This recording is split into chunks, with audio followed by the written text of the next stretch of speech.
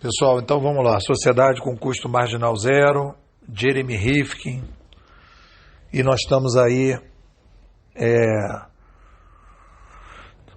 tentando entender a proposta, né? A ideia dele que a gente está saindo de um sistema capitalista, não estamos indo para o socialismo, e que o sistema capitalista vai, e aí ele já mais na frente, né? Nas páginas 19 e 20, ele vai trazendo alguns autores que vão defendendo a ideia, e é mais ou menos a base dessas ideias, que as tecnologias vão se desenvolver de tal forma que a margem de lucro vai chegar a um determinado ponto que não vai ter mais margem de lucro e que as coisas serão gratuitas. E aí tem uma coisa que é interessante,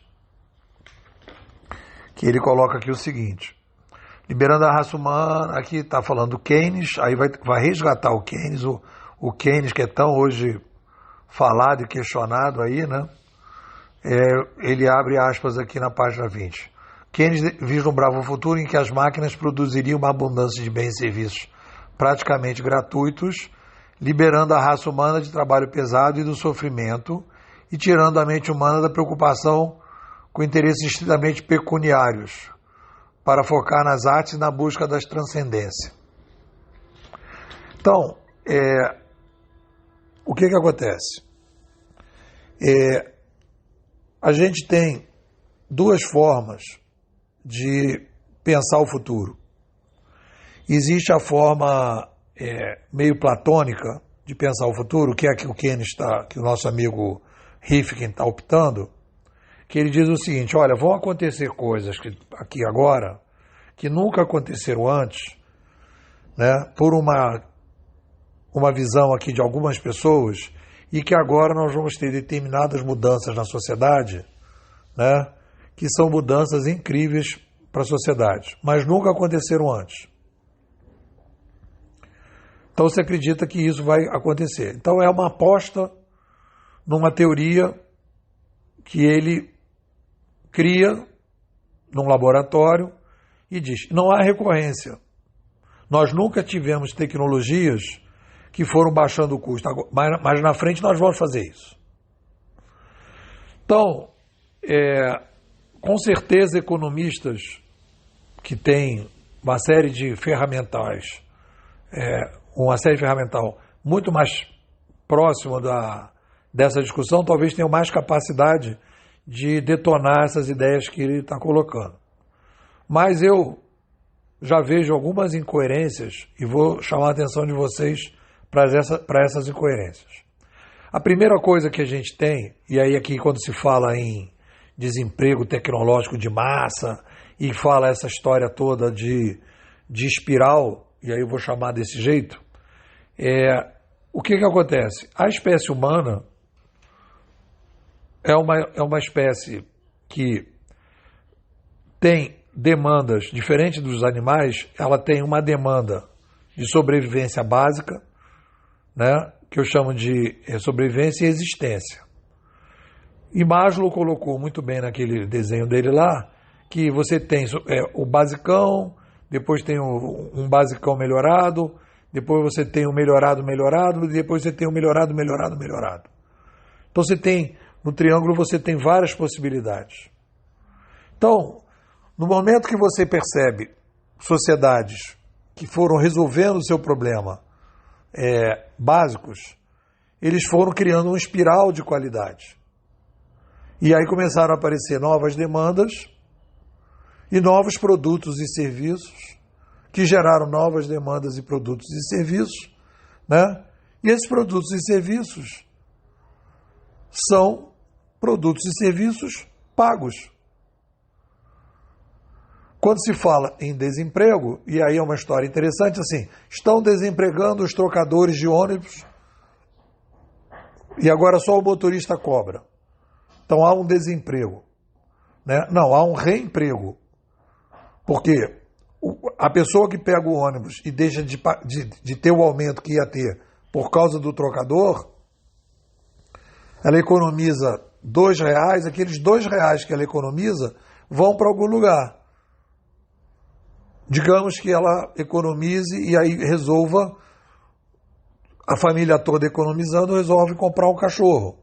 E aí, como todo mundo sai, vai botar o passeador de cachorro.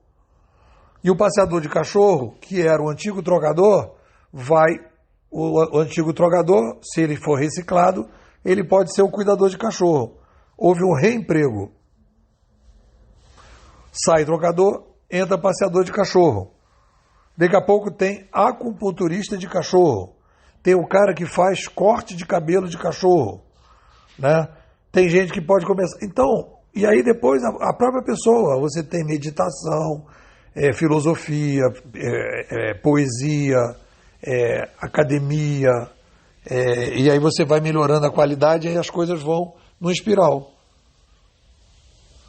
E tem a visão do Rifkin que isso tudo é fora do mercado. Vou ler aqui de novo. Aí ele vem e diz: liberando a raça humana do trabalho pesado e do sofrimento, isso é John Lennon total, e tirando da mente humana a preocupação com interesses estritamente pecuniários. Ou seja, parte do princípio, para que a tese do Rifkin funcione, é que o ser humano não terá um espiral em que cada coisa que será acrescentada no espiral será cobrada, porque, por exemplo, a mente humana vai viajar na maionese porque de repente já não está mais, o preço do pão baixou muito, digamos. Aí o cara vai querer botar manteiga, aí o cara vai querer botar o café com leite, o queijo. E depois então ele vai subindo a escala dele e todos os serviços vão sendo colocados. Isso é uma coisa.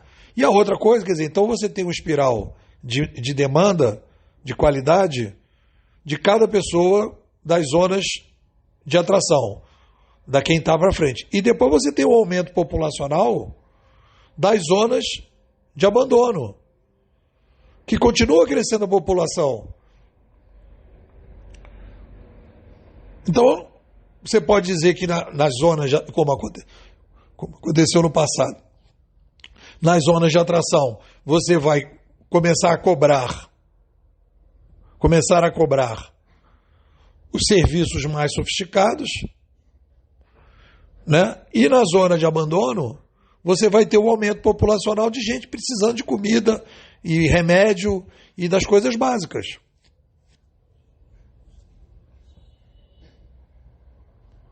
Então, assim, eu imagino um mundo que vai acontecer isso, mas você imagina baseado em quê? E aí ele pega um autor, digamos, se ele vai fazer uma coisa tão diferenciada como essa, sobre desemprego, por exemplo, ele poderia colocar os autores que questionam, e vamos ver se ele vai fazer isso mais na frente, essa visão, e aí fazer o contraponto. Porque, por exemplo, eu apresento só uma visão da situação, porque, por exemplo, eu apresento o Pierre Levy, e digo, olha, o Pierre Levy diz que mudou a mídia, mudou a sociedade, baseado no McLuhan, e aí vou apresentar isso na história, né? E vou questionar as pessoas que falam de revolução industrial, mostrando que não é uma revolução industrial. Então eu vou colocando consistência na comprovação. Aí eu apresento um autor que diz uma tese que digam assim, o futuro será melhor, as pessoas vão esquecer e tal, babá. É uma aposta, é uma música do John Lennon, e eu não vou questionar aquilo que eu estou falando. Tem muita gente que questiona essa tese do desemprego tecnológico e que a gente vai chegar. Então, porque a demanda humana ela é infinita. Porque cada vez que você consegue resolver um problema, outros surgirão, e esses outros que vão surgir, mesmo que aquilo que seja barato, o outro que vai surgir é um serviço que vai ser pago.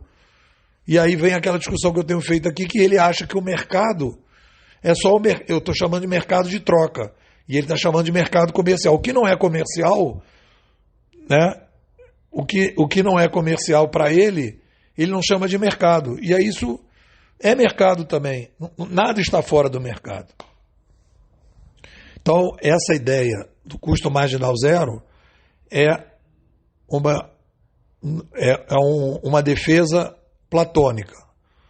É um desejo dele que ele acha legal e as defesas que ele está fazendo ainda muito fracas. Vamos ver na evolução do livro o que caminha. Por aqui, até então, está fraco. Se você quer participar das leituras bimodais, me manda um zap, 21 99608 6422. Vou repetir, 21 99608 6422. Nepô, como é que eu faço aí?